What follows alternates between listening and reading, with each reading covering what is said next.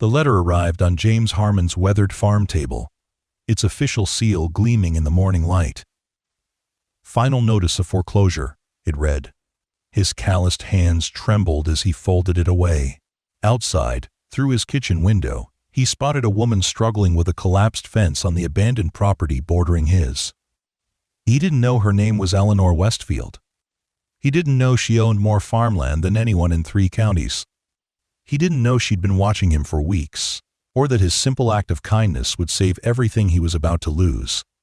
Before we carry on, please hit the subscribe button to make my day, and let me know where you are watching from in the comments. Tomorrow's story will have you reaching for tissues, so you won't want to miss it. The morning sun beat down mercilessly on James Harmon's back as he worked the dry soil of his failing farm. Sweat dripped from his brow, carting clean lines through the dust on his face.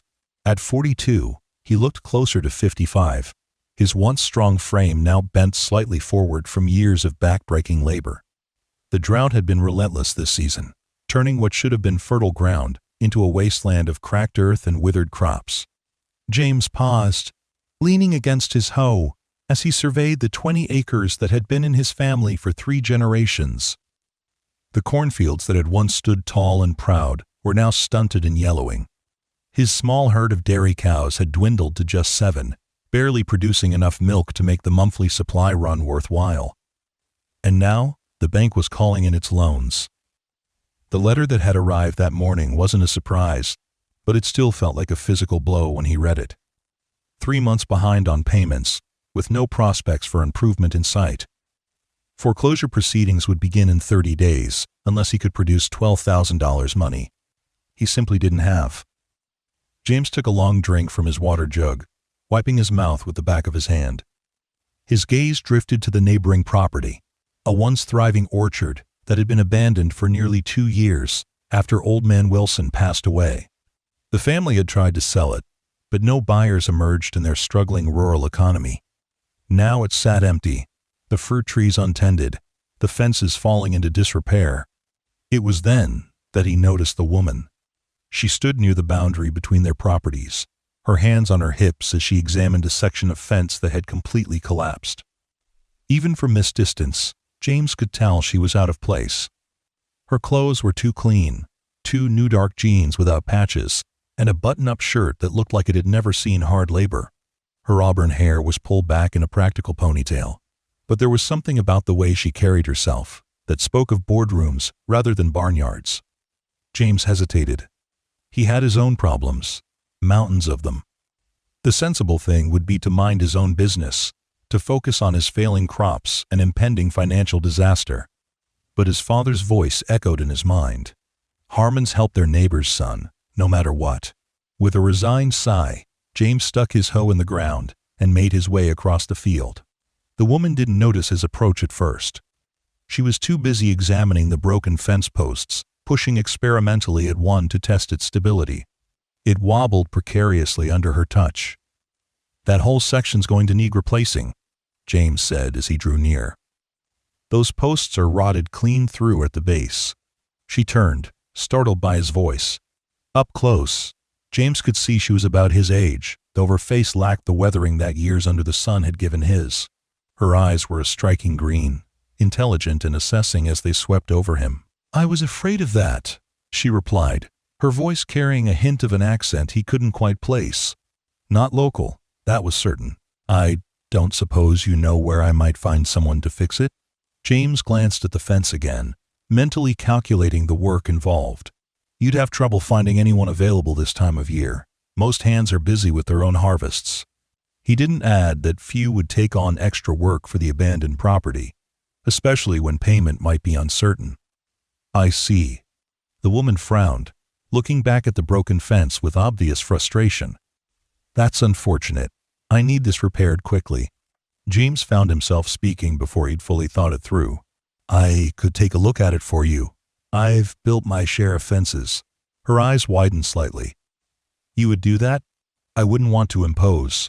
"It's no imposition," James said, though in truth he couldn't spare the time. But something about her determination, standing alone before this daunting task, had stirred something in him. "I'm James Harmon. My farm is just over there. He gestured toward his property. Eleanor, she replied simply, offering her hand. Her handshake was firm, surprising him with its strength. Eleanor Westfield, I'm assessing this property. James nodded. Another potential buyer who would likely walk away once they saw the extent of the neglect. Old Wilson's orchard had potential, but it would take years of hard work and investment to restore it. Well, Eleanor, he said, let me grab my tools, and we can see what can be done about this fence. Eleanor smiled, relief evident in her expression. Thank you, Mr. Harmon. I appreciate your kindness. James walked back to his barn, questioning his own judgment. He had 1,000 tasks waiting on his own failing farm. Yet here he was, offering help to a stranger.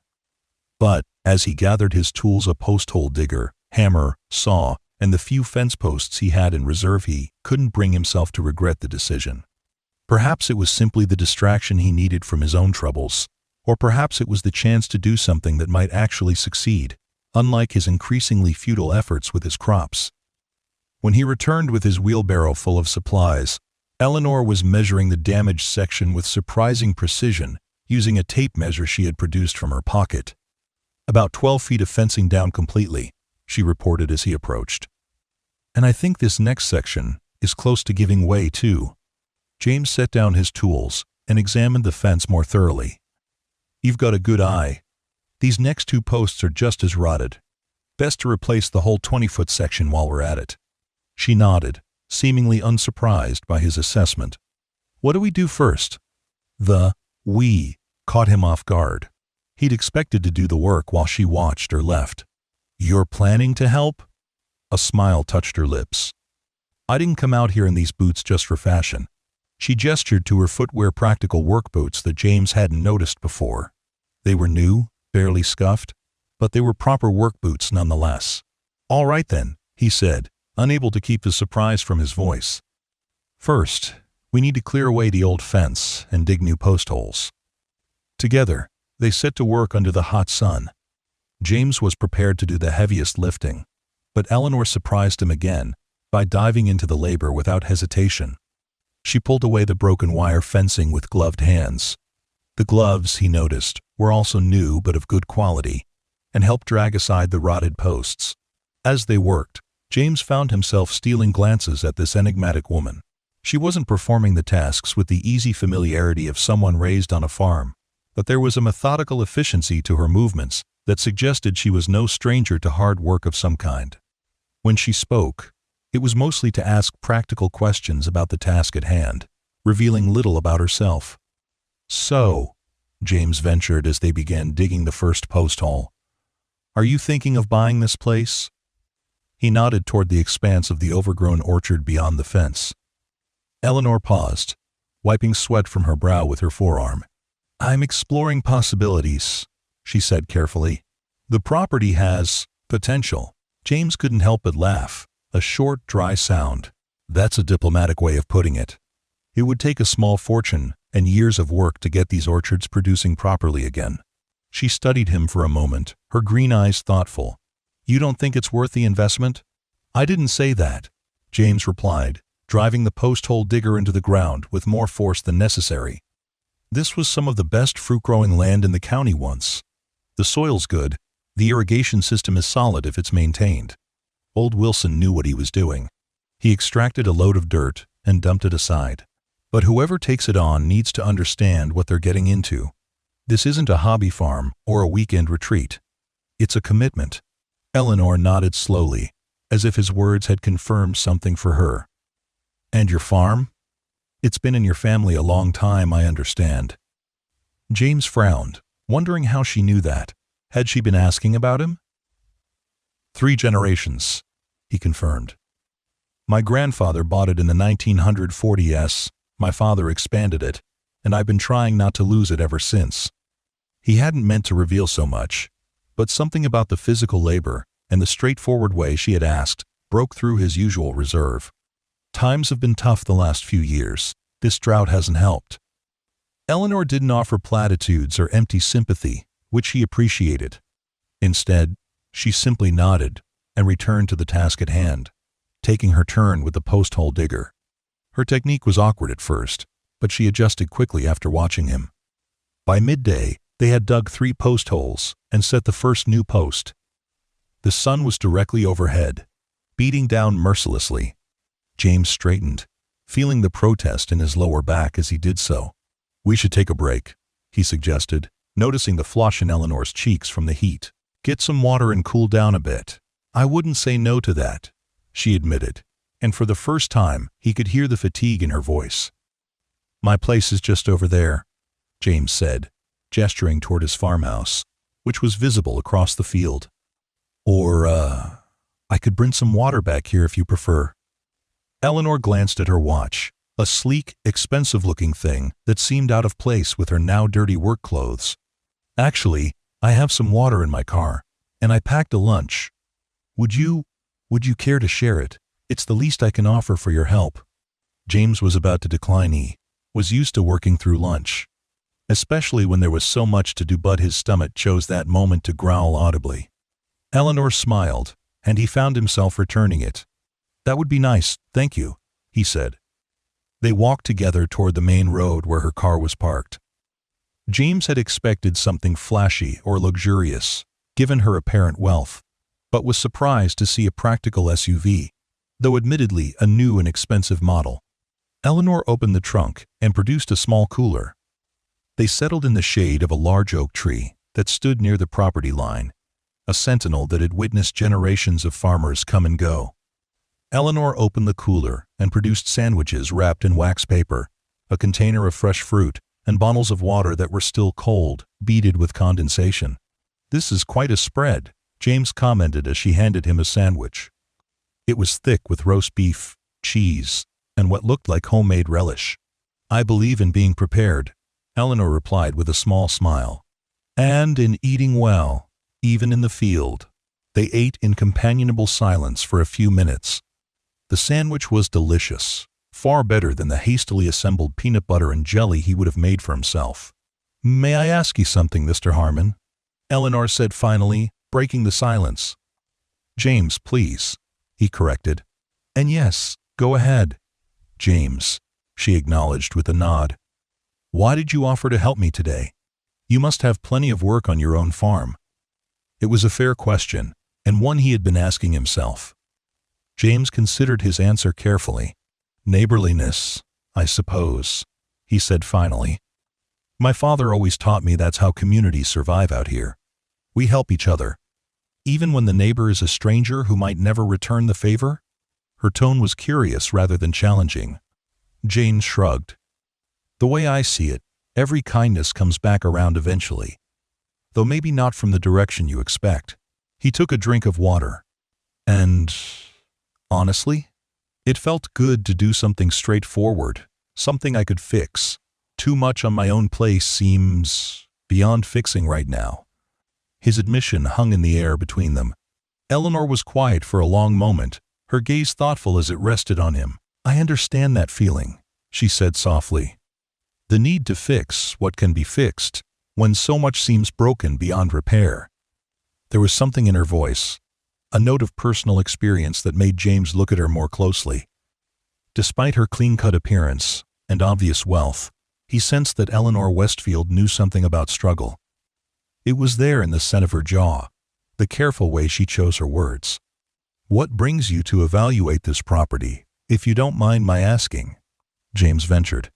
"You don't seem like the typical buyer looking at farmland around here." Eleanor hesitated, as if deciding how much to share. "I have an interest in agricultural investments," she said finally. "Particularly in regions that have been undervalued or overlooked. There's tremendous potential in good land, even when it's fallen on hard times." It was a polished answer, the kind that revealed little while sounding substantive. James had heard similar rhetoric from the corporate representatives who occasionally approached farmers in the area, offering to buy them out. "You're with one of those investment groups then?" he asked, unable to keep a hint of wariness from his voice. Those groups had been buying up family farms across the county, consolidating them into massive operations that employed a fraction of the workers and shipped profits far away from the local community. "No," Eleanor said firmly. I represent my own interests, not a corporation's. And I'm interested in sustainable farming, not just profit margins. Before James could probe further, she stood and dusted off her jeans. We should get back to work if we want to finish that fence today. The conversation was clearly closed, and James didn't push. They returned to the fence line and resumed their labor in silence, though not an uncomfortable one. As the afternoon progressed, they fell into a rhythm, James setting the posts while Eleanor held them straight, then both of them stretching and securing the wire fencing. By late afternoon, the fence section was completely replaced, sturdy and strong against the slight breeze that had mercifully begun to cool the air. James stepped back to inspect their work, satisfaction temporarily displacing the constant worry that had become his companion these past months. "That'll hold for years," he said. "As long as the posts are kept dry at the base, they shouldn't rot like the old ones did." Eleanor ran her hand along the top wire, testing its tension. "It's excellent work," she agreed. "Far better than I could have managed alone." "You did your share," James assured her, and meant it. Despite her lack of experience, she had worked hard and learned quickly.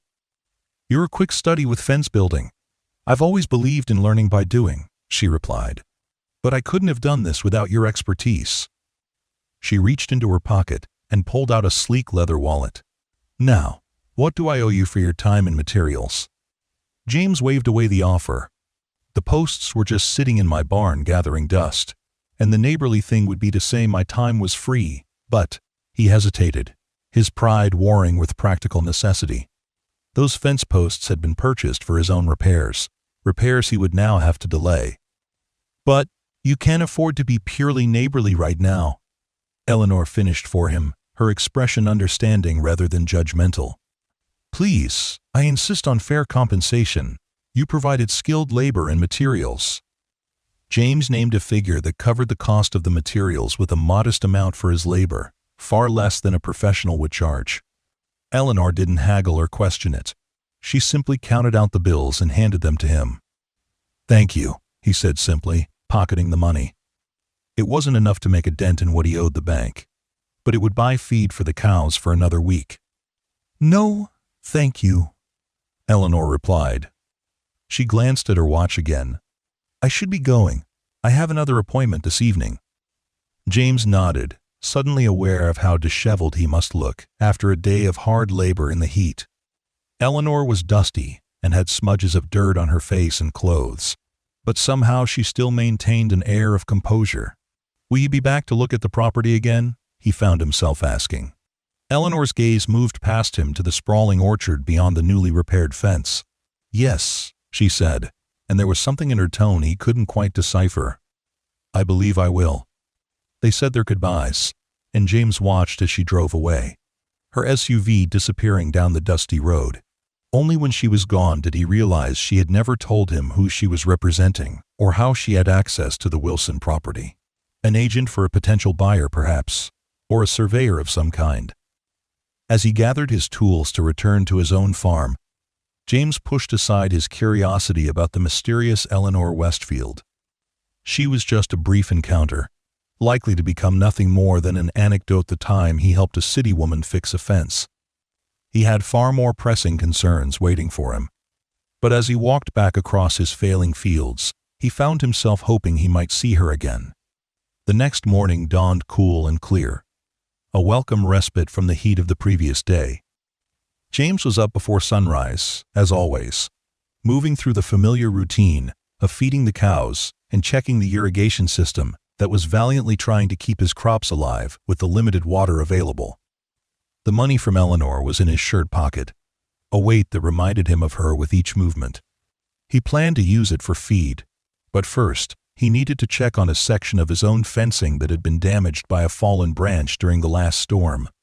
He couldn't afford to lose any of his remaining livestock. As he rounded the barn, toolbox in hand, he was startled to see a figure standing at the edge of his property, near the road. For a wild moment, he thought it might be Eleanor returned, but as he drew closer, he recognized the portly shape of Frank Dobson, the bank manager. James's stomach clenched. Dobson rarely made personal visits to farms unless there was trouble, serious trouble. The foreclosure notice had only arrived yesterday. Surely they weren't moving that quickly. "Morning, Frank," James called, trying to keep his tone casual as he approached the banker. "James." Dobson nodded, his round face serious beneath his comb-over. He was dressed in his usual attire, a suit that always seemed slightly too tight, as if he were constantly growing into it. "Got a minute to talk?" "Always got time for the bank," James replied with a forced smile. "Come on up to the house. I can put on some coffee." They walked in silence to the farmhouse, an uncomfortable weight hanging between them. Inside, James busied himself with the coffee maker, grateful for the distraction. "I suppose you're here about the notice," he said finally, setting a mug of black coffee in front of Dobson at the kitchen table. "I was planning to come see you next week, try to work something out." Dobson took a sip of coffee and set the mug down carefully. "That's partly why I'm here, yes. But there's been a development I thought you should know about in person." James braced himself, hands wrapped tightly around his own mug. "What kind of development?" "Someone's inquiring about purchasing the note on your property." James stared at him. "Purchasing my debt? Who?" Dobson shrugged his rounded shoulders. "We don't have all the details yet. It came through a financial management firm in the city. They've expressed interest in acquiring the debt of several properties in the area, including yours." The implication was clear, and it sent a chill through James despite the warm coffee in his hands. This was how it started: corporations buying up farmers' debt, then either foreclosing immediately or offering terms that amounted to indentured servitude. "I'm not selling to a corporation, Frank," James said firmly. "This land has been in my family for 3 generations. "I know," Dobson interrupted gently. "But, James, you're 3 months behind, with no harvest in sight that will cover what you owe. The bank can't carry you indefinitely, especially with the drought affecting half our clients. I just need more time." James insisted. "If I can make it to next season, that's what you said last year," Dobson reminded him, not unkindly. "Look, I'm not here to strong-arm you. The bank hasn't decided anything yet. I just thought you should know there's interest. Sometimes these firms offer better terms than we can. Or worse," James thought grimly. He'd heard the stories from other farmers' corporations that offered to clear the debt in exchange for a controlling interest in the farm, effectively turning proud landowners into employees on their own property. "I appreciate the heads up," James said, though in truth, he felt anything but appreciative. "But I'm not interested in dealing with corporate vultures. I'll find a way to meet my obligations to the bank."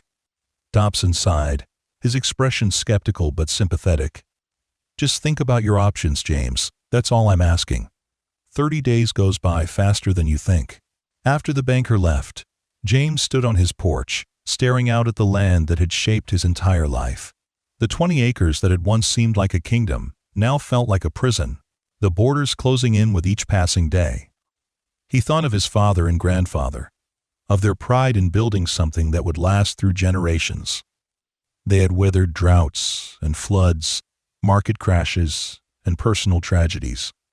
But they had never faced the systematic dismantling of small farming that was happening now across the country.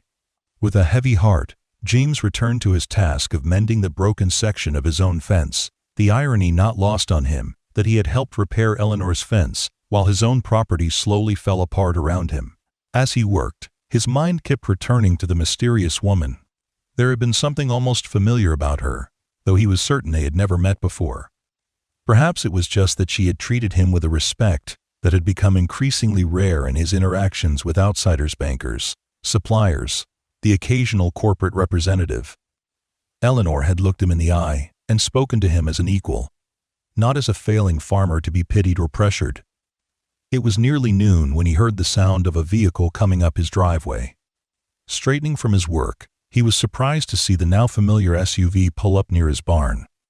Eleanor stepped out, dressed similarly to the day before, in practical jeans and a light button-up shirt, her auburn hair again tied back. "Good morning," she called as she approached, carrying what appeared to be a small basket. "I hope I'm not interrupting anything crucial." James set down his hammer, wiping his hands on his jeans. "Just some fence repair," he replied.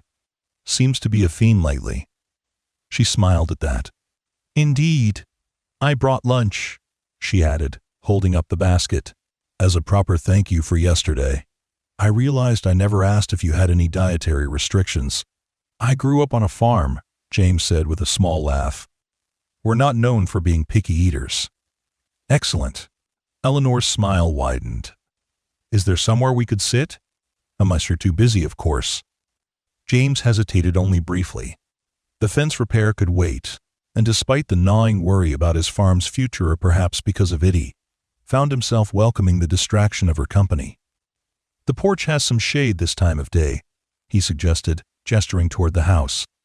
They settled on the simple wooden chairs on his porch, worn smooth by years of use.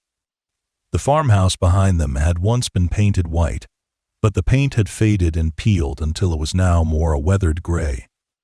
James was acutely aware of the disrepair, the sagging gutter, and the missing shingle on the roof.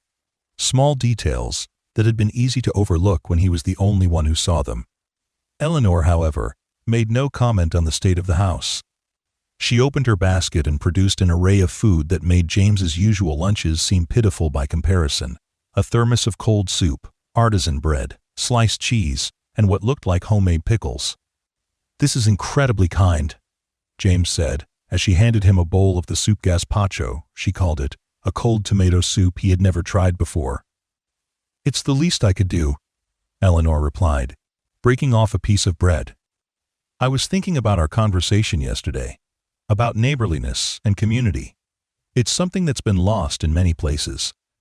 James nodded, savoring the tangy soup. It's changing here too. Used to be every farmer within 10 miles would show up if someone needed a barn raised or a crop brought in before a storm. Now, he shrugged, everyone's struggling too much with their own problems, and the corporations are buying out those who can't hold on, Eleanor added, her tone matter-of-fact rather than judgmental. James looked at her sharply. You seem well informed about the situation. I make it my business to understand the agricultural economy, she said, particularly in areas where I might invest. And is that why you're still here? James asked. Still considering the Wilson property? Eleanor set down her soup spoon, her green eyes meeting his directly. Partially, she admitted. But I also wanted to ask your opinion about it. You know this area better than any consultant I could hire. James blinked in surprise. My opinion? Yes. You've farmed here your whole life, correct? You understand the soil, the water table, the local growing conditions. That kind of knowledge is invaluable. It had been a long time since anyone had treated James's farming knowledge as valuable rather than outdated. The sentiment warmed him, even as it made him suspicious of her motives. The Wilson orchard could be productive again, he said cautiously. The irrigation system would need an overhaul, and the trees haven't been properly pruned in years, but the fundamentals are sound. The eastern slope gets good morning sun but protection from the harshest afternoon heat. He paused. But it would take significant investment and at least 3 years before you'd see a return. Most corporate investors want faster results than that. I'm not most investors, Eleanor said simply. She reached for her water bottle. What about the rest of the valley? If someone were looking to acquire more acreage, which areas would you recommend? The question ignited a spark of alarm in James. Are you looking to buy up more land here? Eleanor must have heard the change in his tone because she set down her water and faced him fully. James, I'm not a corporate raider. I'm not here to destroy the local farming community. Quite the opposite, in fact. Then what exactly are you doing here? He asked, the pleasant mood of their lunch suddenly evaporated. Yesterday you were assessing the Wilson property. Today you're asking about buying more land. Who are you representing, Eleanor? She was quiet for a moment, her expression thoughtful. I represent myself, she said finally, and a particular vision for what farming in this region could be. But you're right, I owe you more of an explanation. Eleanor set her plate aside, folding her hands in her lap. I own a company called Westfield Agricultural Enterprises. We specialize in sustainable farming practices and helping small-scale farmers transition to more resilient methods. James frowned. The name was vaguely familiar, but he couldn't place it. So you're here to buy the Wilson place and turn it into some kind of demonstration farm? Something like that, Eleanor agreed. But it would be a working farm, not just for show. And I'm interested in forming partnerships with local farmers who share our philosophy." "Partnerships," James repeated skeptically. He had heard similar euphemisms from other agricultural conglomerates. "What kind of partnerships?" "Ones based on mutual respect and shared risk," Eleanor said firmly. "I believe in preserving family farms, not absorbing them into corporate entities. But I also believe that the old ways of farming independently, without cooperation, are increasingly untenable in today's economy." James wanted to argue, to defend the tradition of independent farming that had sustained his family for generations. But the foreclosure notice sitting on his kitchen counter made any such defense ring hollow. The old ways hadn't saved him from the brink of losing everything. "You seem to have thought this through," he said instead. "But why here? There are plenty of farming communities struggling across the country." Eleanor's gaze moved past him, taking in the view of his fields and the hills beyond. "I have my reasons," she said softly. Then, more briskly, "This valley has excellent growing conditions, a strong agricultural tradition, and land prices that make investment feasible. But more importantly, it has people like you farmers. Understand the land and care about it." There was something she wasn't saying. James was certain of it. But before he could press further, the distant sound of a vehicle's engine caught their attention. A pickup truck was approaching down the road, moving with purpose toward his property. James recognized it, immediately Mike Lawson's truck. Lawson was a neighbor whose farm adjoined James's on the north side, a hard-working man who had faced his own struggles during the drought. "Expecting company?" Eleanor asked, gathering their lunch things. "No," James replied, standing. "That's Mike Lawson, good man, farms the property to the north." The truck pulled up beside Eleanor's SUV, and Lawson climbed out, his weathered face set in grave lines. He nodded briefly at Eleanor before addressing James. "James, got a minute? Sorry to interrupt your lunch." "No problem," James assured him, gesturing to Eleanor. "This is Eleanor Westfield. She's considering investing in the Wilson property. Eleanor, Mike Lawson, one of the best farmers in the county." Lawson's eyebrows rose slightly at the introduction. "Westfield? As in Westfield Agricultural?" Eleanor nodded, offering her hand.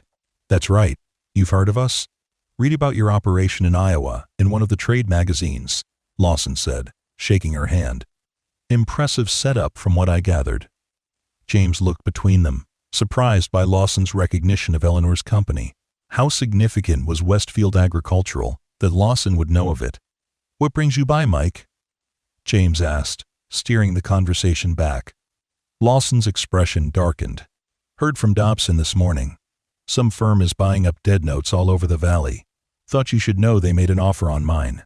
A cold weight settled in James's stomach. "Dobson was here earlier. Said someone was inquiring about my note too." "It's happening all over," Lawson confirmed grimly. "The Peterson place, the old Hendricks farm, even the Wilson's orchard. Someone's making a play for the whole valley, looks like." James felt Eleanor go very still beside him. When he glanced at her, her expression was unreadable, but there was a tension in her posture that hadn't been there before. "Did Dobson mention who's behind it?" James asked, returning his attention to Lawson. "Some financial firm called Argent Partners." Lawson spat the name like it tasted bad. "Never heard of them before, but you know how these things work. Probably a front for one of the big agricultural corporations." James's gaze flicked to Eleanor. Was this why she was really here? Scouting properties before her company swooped in to buy them at discount through their debt? But that didn't align with what she had told him about her business philosophy, and she seemed genuinely surprised by Lawson's news. "What are you going to do?" James asked Lawson. The other farmer shrugged, his shoulders heavy with the weight of the decision. "Don't have much choice, do I? Bank's calling in my note at the end of the month. If these Argent people offer better terms, or at least a chance to keep working my own land." He left the sentence unfinished, but the implication was clear.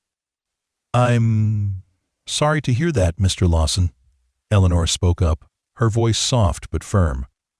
"Family farms are the backbone of our agricultural system. Losing them to corporate consolidation is a tragedy. Lawson eyed her with a mix of curiosity and wariness. That's an unusual stance for someone in agribusiness. Westfield Agricultural isn't usual agribusiness, Eleanor replied. She hesitated, then added, if you're interested, I'd like to hear more about your situation. Perhaps there are alternatives you haven't considered. Lawson looked surprised by the offer. That's kind of you, but I don't see what options I have left at this point. Sometimes a fresh perspective helps, Eleanor suggested. She reached into her pocket and produced a business card, offering it to Lawson. My number's on there. Call me if you'd like to talk further. Lawson accepted the card, studying it briefly before tucking it into his shirt pocket. I might just do that.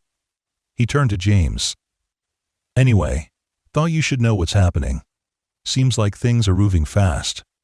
After Lawson departed, a heavy silence fell between James and Eleanor. She began packing up the remains of their lunch, her movements deliberate and precise. You didn't know about this Argent Partners, James stated rather than asked, watching her closely. Eleanor shook her head. No, and I don't like the sound of it. But you are here looking to buy land, he pressed. She straightened, meeting his gaze directly. Yes, I am interested in acquiring land in this valley, but not through underhanded tactics or financial manipulation. Then why the secrecy? James asked. Why not be upfront about who you are and what you want? Eleanor sighed, running a hand over her ponytail. I found that when people know who I am, it changes how they interact with me. I wanted to see this place as it really is. Talk to the people who live here without preconceptions. She paused. And I wanted to see who would help a stranger without expecting anything in return. James absorbed this, uncertain whether to feel flattered or manipulated. So, fixing the fence was some kind of test? Not initially, Eleanor admitted. I really did need help with that fence, but how you responded told me a lot about your character. And what did it tell you? He asked, unable to keep a defensive edge from his voice. That you're the kind of person who helps others even when you're struggling yourself. That you take pride in doing things right, not just doing them quickly. Her expression softened. That's rare, James. Rarer than you might think. Before he could respond, her phone chimed. She pulled it from her pocket, frowning at the screen. I need to take this, she said. I'm sorry. Eleanor stepped away, moving toward her SUV as she answered the call. Her voice was too low for James to hear the conversation, but he could see the tension in her shoulders, the way she paced as she spoke. James sat back down on the porch, his mind racing. Who exactly was Eleanor Westfield? A wealthy investor with surprisingly noble intentions? A corporate scout with an elaborate cover story? Or something else entirely? He recalled Lawson recognizing the name Westfield Agricultural. If her company was well known enough to appear in trade magazines, she must be more significant in the industry than she had let on. Yet she had come alone to inspect the property, worked with her own hands to fix a fence, brought him homemade lunch. Those weren't the actions of a typical corporate executive. After several minutes, Eleanor returned, her expression grave. I need to go, she said. There's a situation I have to address. She hesitated, then added, but I'd like to continue our conversation. Would you be willing to meet me tomorrow? Perhaps I could show you the Wilson property, get your thoughts on what it would take to restore it. James considered refusing. His instincts told him there was more to Eleanor Westfield than she was revealing, and getting further involved with her could complicate his already precarious situation. But curiosity and something else he wasn't ready to name one out. All right, he agreed. What time? 9 in the morning? She suggested. Meet me at the main entrance to the orchard. James nodded. I'll be there. After Eleanor left, James tried to return to his fence repair, but his focus was broken. His mind kept returning to their conversation, to the mysterious Eleanor Westfield and her equally mysterious interest in the valley. And beneath it all, the pressing reality of his own farm's imminent foreclosure. That evening, as dusk gathered, James sat at his computer, something he rarely did after a day's work. The ancient desktop hummed loudly as he navigated to a search engine and typed, Westfield Agricultural Enterprises. The results were immediate and numerous. Westfield Agricultural was not some small operation but a major player in sustainable agriculture, with projects across multiple states. The company specialized in organic farming, water conservation techniques, and supporting small farm communities through cooperative programs. And at the head of it all was Eleanor Westfield, not just an employee or representative, but the founder and CEO. The photos on the company website showed her in boardrooms and at podiums, dressed in business attire far different from the work clothes she had worn to fix a fence with him. In those images, she looked every inch the powerful executive, confident and commanding. James sat back in his chair, processing this revelation. Why would someone of her stature come personally to inspect a rundown orchard? Why work alongside him, without revealing her true position? And most importantly, what did she want with his valley? The next morning dawned clear and cool, a perfect early autumn day. James finished his chores earlier than usual, aware of a nervous energy driving his movements. At 8:45, he was in his truck, heading toward the Wilson property. Eleanor was already there when he arrived, leaning against her SUV, a tablet in her hands. She looked up as his truck approached, a smile spreading across her face. Today she wore khaki pants and a light blue button-up shirt, still practical but a step up from the work clothes of previous days.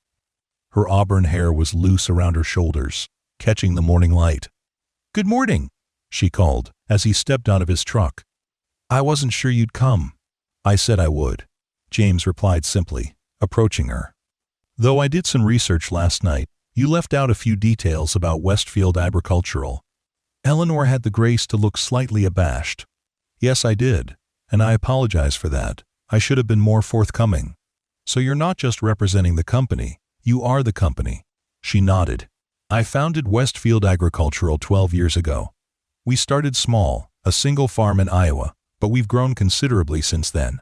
"Which brings me back to my question from yesterday," James said. "Why here? And why the interest in our struggling farms?" Eleanor gestured toward the orchard. "Walk with me? I'd like to show you something." Curious, despite his wariness, James fell into step beside her. They passed through the gate and followed an overgrown path that led deeper into the property. The Wilson orchard had once been meticulously maintained, with neat rows of apple and pear trees stretching across the gentle slope of the land.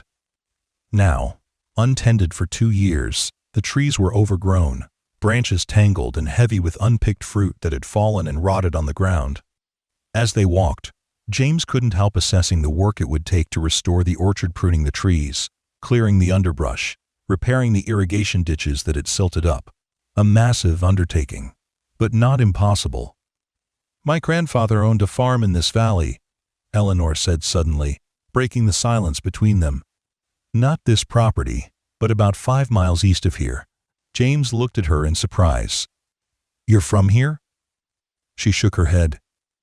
"No, I never lived here. My grandfather sold the farm before I was born, moved the family to Iowa. But he talked about this place constantly.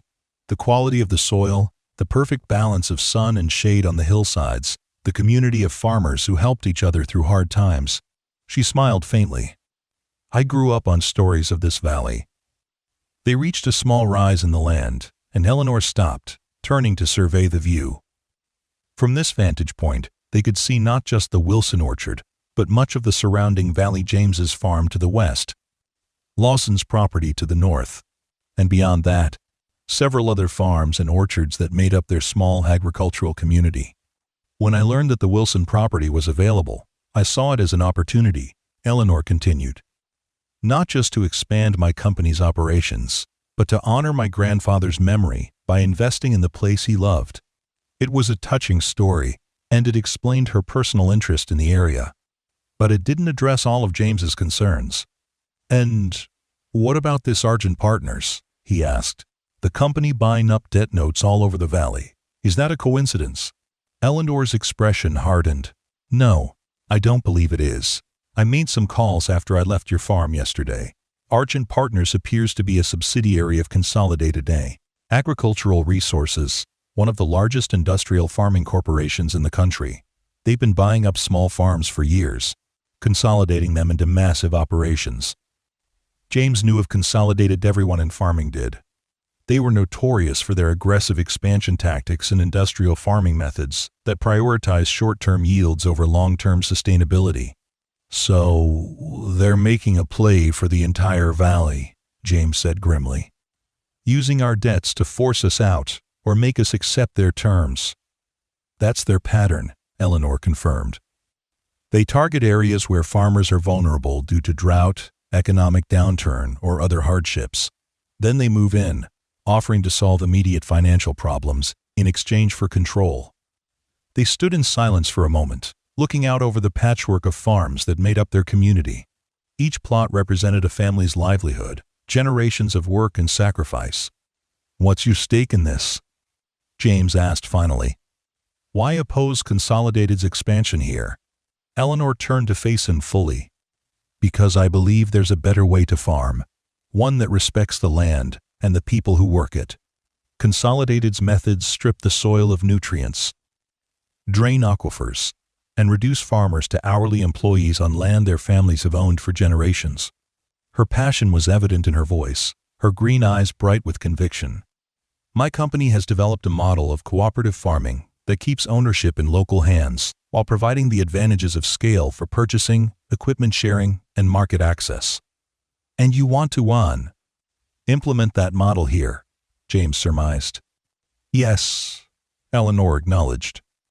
"Starting with the Wilson Orchard as a base of operations. But for it to succeed, we need local farmers who understand the land and are willing to try a new approach." She paused, her gaze steady on his face. "Farmers like you, James." The implication hung in the air between them. Was she offering him a job? A partnership? And what would either mean for his own struggling farm? Before he could ask for clarification, the sound of an approaching vehicle drew their attention. Looking back toward the entrance to the property, they saw a sleek black car making its way up the unpaved road, moving slowly to avoid the worst of the ruts. "Are you expecting someone?" James asked. Eleanor shook her head, her expression wary. "No." They made their way back down the path toward the entrance. By the time they reached the gate, the black car had parked beside Eleanor's SUV. A man in an expensive suit stepped out, his polished appearance as out of place in the orchard as a peacock in a chicken coop. "Ms. Westfield," the man called as they approached, his tone suggesting familiarity. "I thought I might find you here." Eleanor's posture stiffened slightly. "Richard," she acknowledged coolly. "I didn't expect to see you in person." "Clearly," the man replied with a smile that didn't reach his eyes. He turned his attention to James. "And you must be Mr. Harmon, Richard Bennett, Argent Partners." He extended his hand. James hesitated before shaking it briefly. "How do you know my name?" "We make it our business to know the local landowners," Bennett replied smoothly. He glanced between James and Eleanor, particularly those whose properties are of interest to us. "What are you doing here, Richard?" Eleanor asked, her tone deliberately neutral. Bennett straightened his already immaculate tie. "The same as you, I imagine.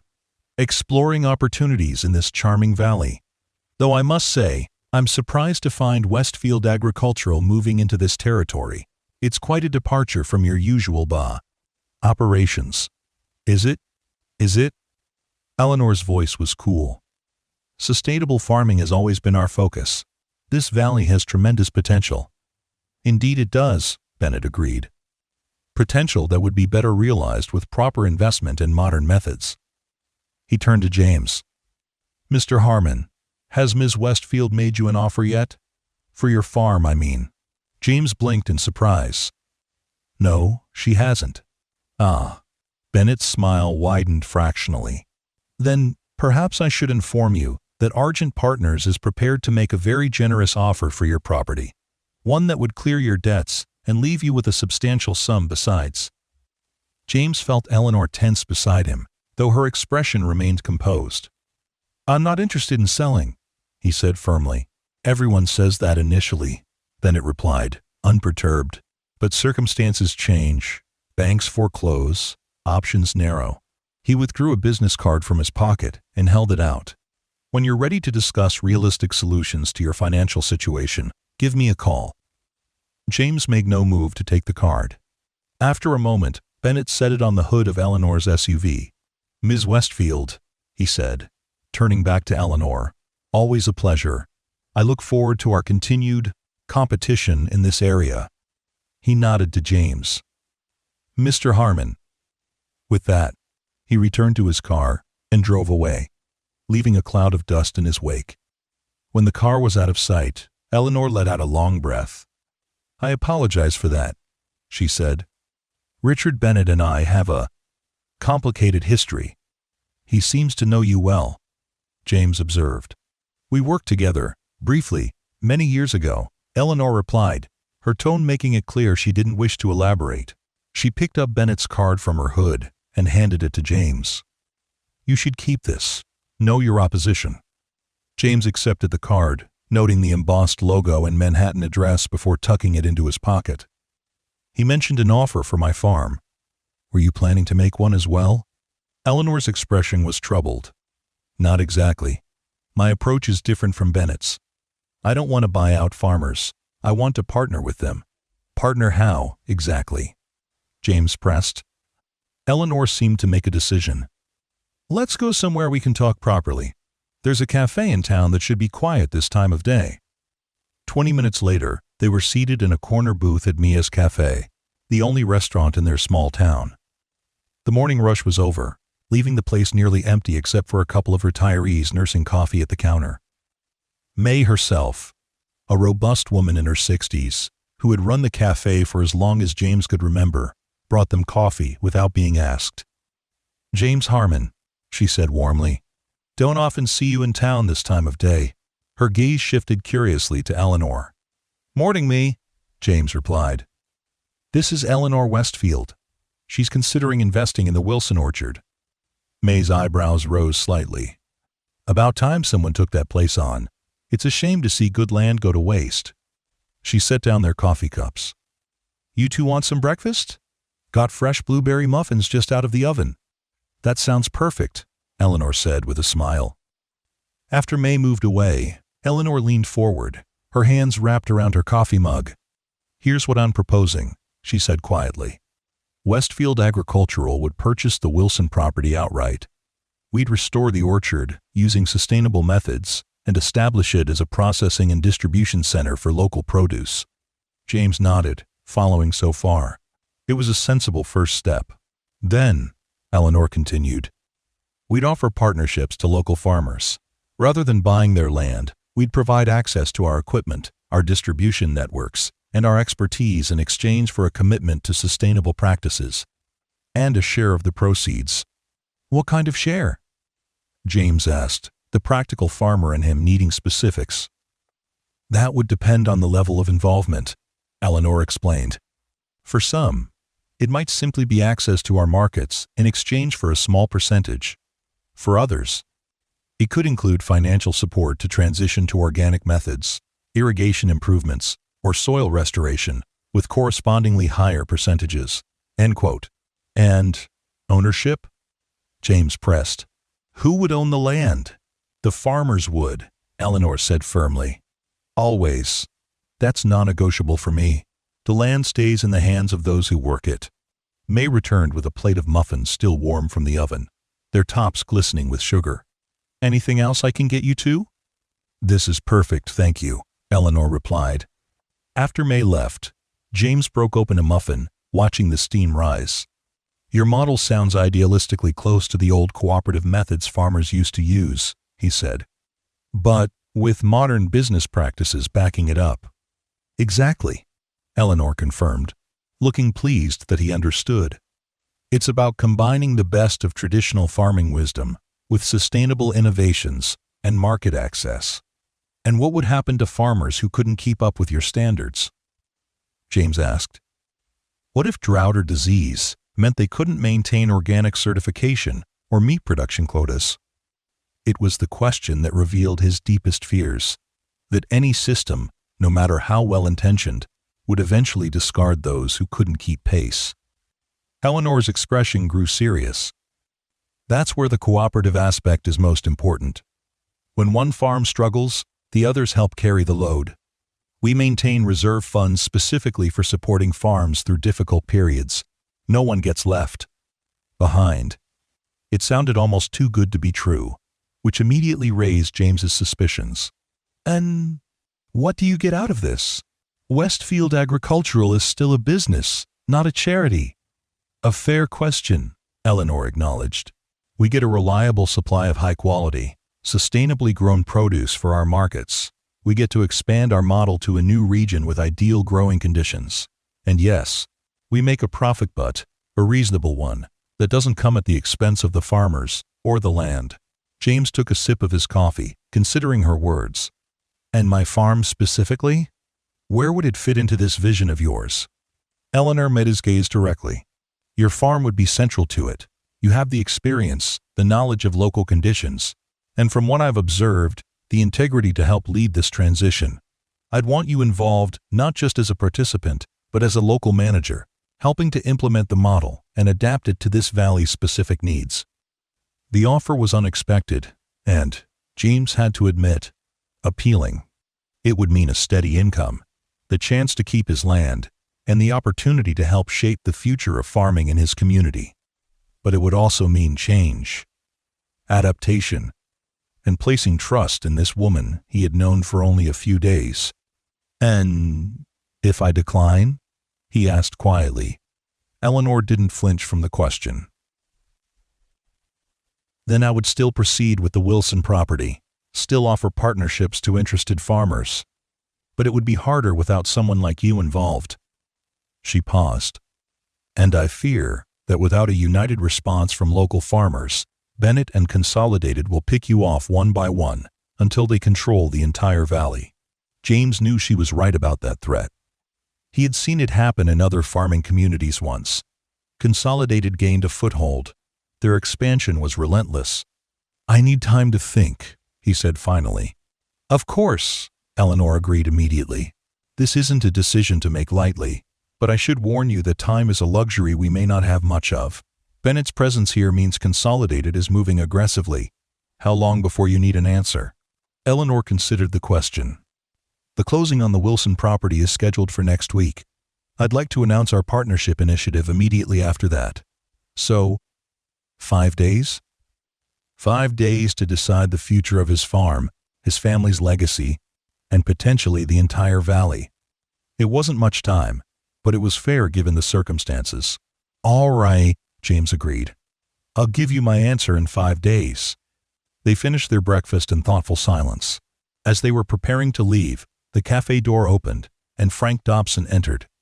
The banker stopped short when he saw James and Eleanor together. James, he acknowledged with a nod. Ms. Westfield, I didn't realize you two were acquainted. We've been discussing the Wilson property, Eleanor replied smoothly. Mr. Harmon has been kind enough to share his knowledge of local conditions. Dobson's gaze traveled between them, curiosity evident. I see. Well, I won't interrupt your meeting. As the banker moved toward the counter, Eleanor touched James's arm lightly. I have appointments in the city this afternoon, but I'll be back tomorrow. Would it be all right if I dropped by your farm? There are some details of our potential partnership I'd like to discuss further. Sure, James agreed, aware of Dobson watching them from the counter. Afternoon would be best. I have deliveries to make in the morning. They parted outside the cafe, Eleanor heading to her SUV, while James walked toward his truck. Before he could reach it, Dobson hurried out of the cafe after him. James, hold up, the banker called. When he reached James, he lowered his voice despite there being no one else nearby. You and Eleanor Westfield? How did that happen? James shrugged, not wanting to share the full story of their meeting. She's interested in the Wilson property, asked me for some local insights. Dobson nodded, but his expression remained troubled. Just be careful. Westfield Agricultural is a major player, and from what I hear, they've been in a fierce competition with Consolidated for years. You don't want to get caught in the middle of a corporate war. Thanks for the concern, James replied evenly. But I can handle myself. As he drove home, however, Dobson's warning echoed in his mind. Was that what was happening here? Was he simply a pawn in a larger battle between two agricultural giants? Eleanor seemed sincere in her commitment to sustainable farming and preserving family farms. But then again, Richard Bennett had seemed equally confident in his approach. The next few days would require careful consideration, not just of Eleanor's offer, but of all his options, limited though they might be. When James arrived home, he was surprised to find Mike Lawson's truck parked in his driveway once again. The other farmer was leaning against the hood, clearly waiting for him. "Mike," James acknowledged as he parked beside him. "Twice in 2 days must be important." Lawson straightened, his expression serious. "Just wanted to follow up on our conversation yesterday. I saw Eleanor Westfield's card on my kitchen counter this morning and remembered something I thought you should know." James raised an eyebrow, waiting. "About 5 years ago, I read an article about her company," Lawson continued. "They'd gone into a drought-stricken area in Nebraska, offered partnerships similar to what these corporations usually offer. Except the farmers got to keep their land, and the company invested in water conservation systems, soil improvements. And?" James prompted when Lawson paused. "And 3 years later, that region was producing record crops, while neighboring areas were still struggling. The farmers were making better money than they had in decades." Lawson shook his head in wonder. "It wasn't just PR either. I have a cousin who knows one of those farmers. Says it's the real deal." James absorbed this information, which aligned with what he'd found in his own research. "Why are you telling me this?" Lawson shuffled his feet, looking somewhat embarrassed. "Because I called her this morning. Eleanor Westfield. Told her about my situation with the bank. Asked if her company might be interested in my farm. She said she was actually planning a larger initiative for the entire valley, and that you were considering being part of it." This was news to James. Eleanor had moved quickly, it seemed. "What did you tell her?" "That if you were in, I'd consider it too," Lawson said simply. "I trust your judgment, James. Always have." The weight of that trust settled heavily on James's shoulders. It wasn't just his own farm at stake now. His decision could influence his neighbors as well. "I haven't decided anything yet," he cautioned. "I'm still weighing the options." Lawson nodded. "Fair enough. But I wanted you to know what I'd heard about her company. Seems like they might be different from the usual corporate vultures." He straightened, preparing to leave. "Anyway, just thought you should know. I've got a meeting with that Bennett fellow from Argent this afternoon. Figured I should hear both sides before making any decisions." After Lawson left, James walked his property, thinking. The trust his neighbor had placed in him was both flattering and frightening. If he endorsed Eleanor's plan, and it failed, he would be responsible not just for his own misfortune, but for his neighbors as well. But if it succeeded, if it truly offered a way to preserve their farms, their way of life, while adapting to modern realities, that would be worth the risk, wouldn't it? The afternoon sun was beginning its descent when James's phone rang. The number was unfamiliar, but he answered anyway. "Mr. Harmon?" a woman's voice asked. "This is Sarah Chen, Eleanor Westfield's assistant. Ms. Westfield asked me to call and confirm your meeting tomorrow afternoon." "Yes, that's still fine," James replied, surprised by the formality. It seemed Eleanor was shifting to a more businesslike approach. "Excellent. She'll be at your farm at 2 o'clock. She also wanted me to let you know that she's prepared some preliminary projections specific to your property that she'd like to discuss with you." After ending the call, James felt a mixture of anticipation and wariness. Preliminary projections suggested Eleanor was serious about her offer, that she had already begun to envision how his farm would fit into her larger plan. It was both flattering and slightly unsettling how quickly she had moved from casual conversations to concrete proposals. That evening, unable to settle, James drove into town to the local library. It was small, but had computers with internet access faster than his ancient desktop at home. For the next 2 hours, he researched everything he could find about Westfield Agricultural Enterprises and Eleanor Westfield herself.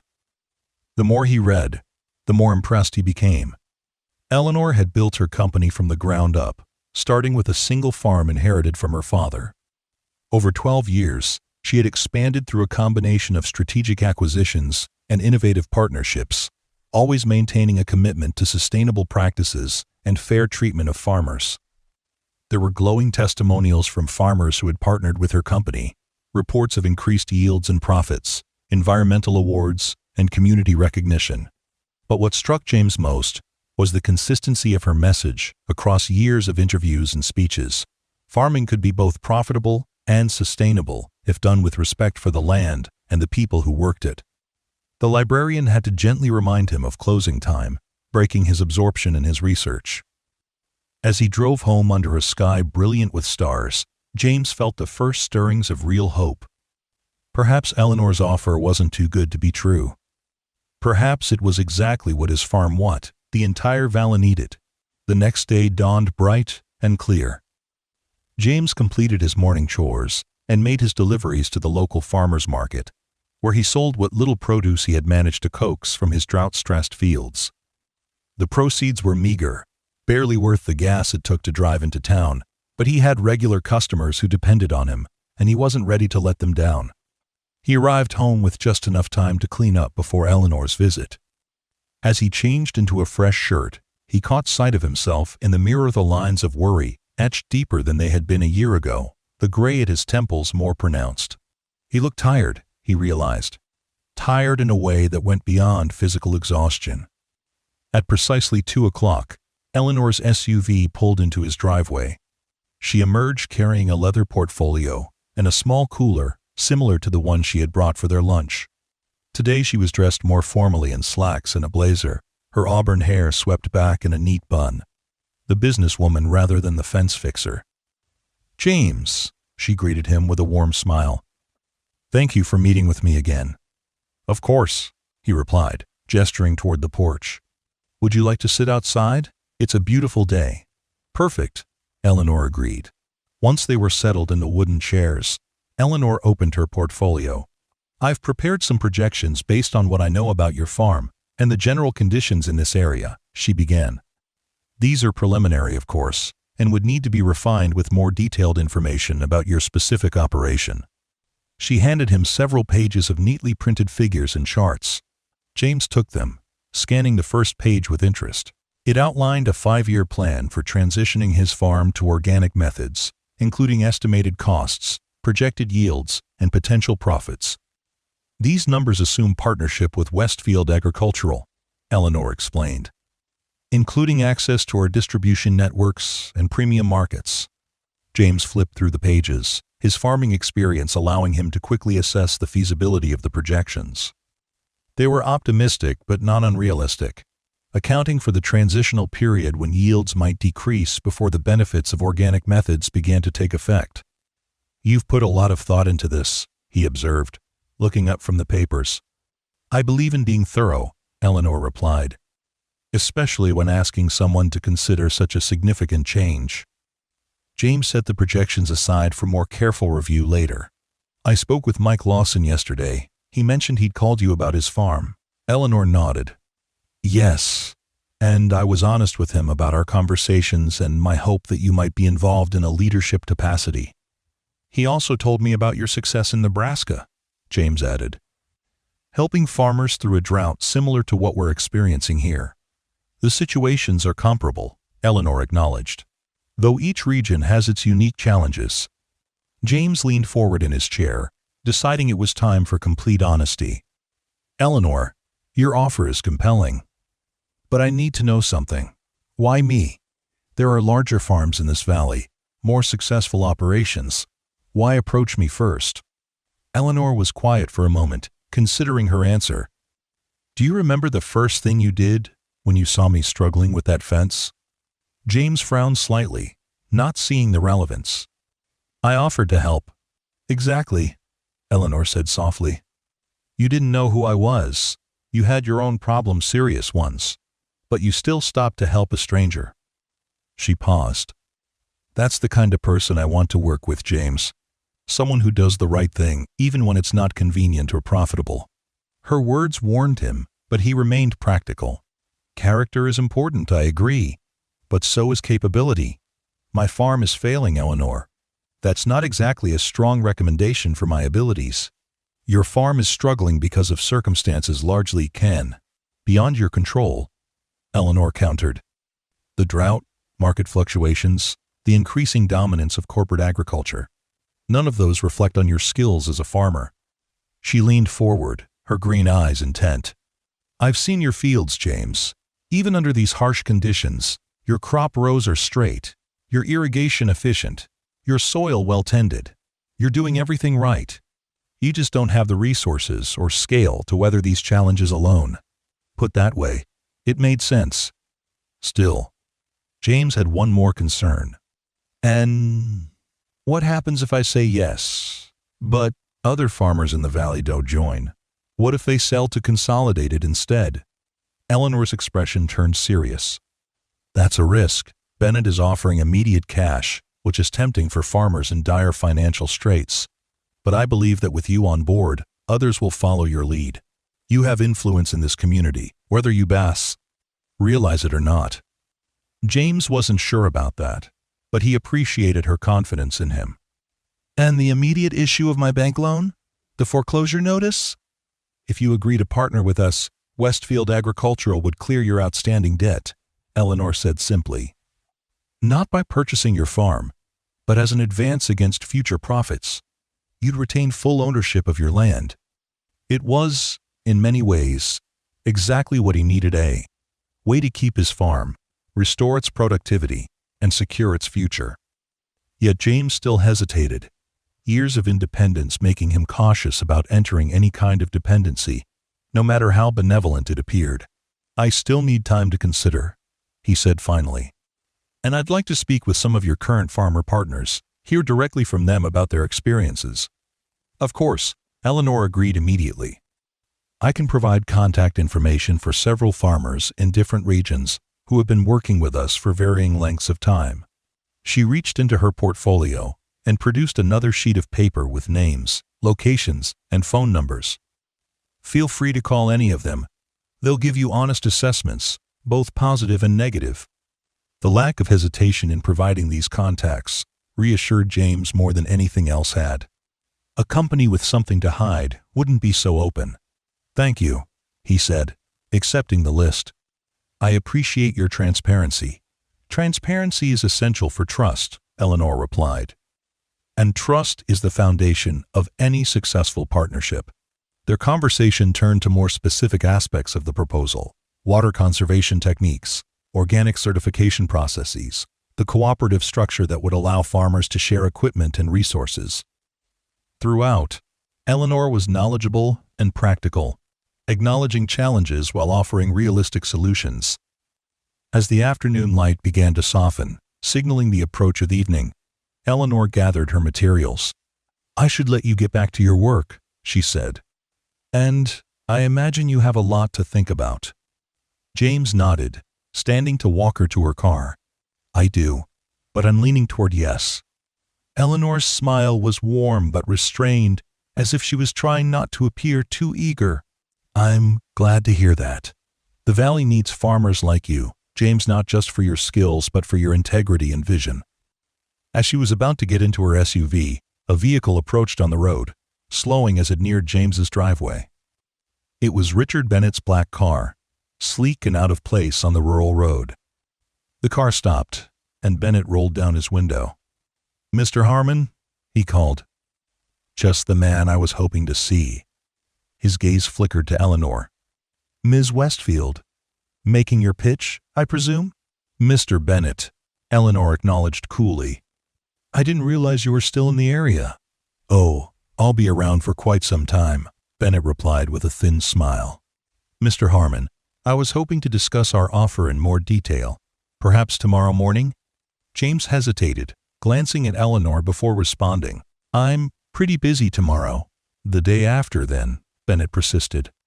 It would be in your best interest to hear all options before making any decisions.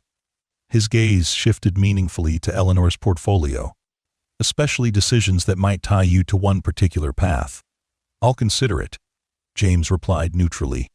Bennett's smile didn't reach his eyes. Excellent. I'll call to arrange a time. With a nod to them both, He rolled up his window and drove away. When the car was out of sight, Eleanor turned to James. "You should meet with him," she said, surprising him. "Hear what he has to offer." "You want me to meet with your competitor?" James asked, puzzled. "I want you to make a fully informed decision," Eleanor clarified. "One you won't regret later. If that means hearing Bennett's pitch, so be it. I'm confident that our approach is better for you and this community in the long run." James was struck by her confidence, her willingness to let him hear the competition's offer. It spoke of a conviction in her vision that was rare in his experience. "I appreciate that," he said sincerely.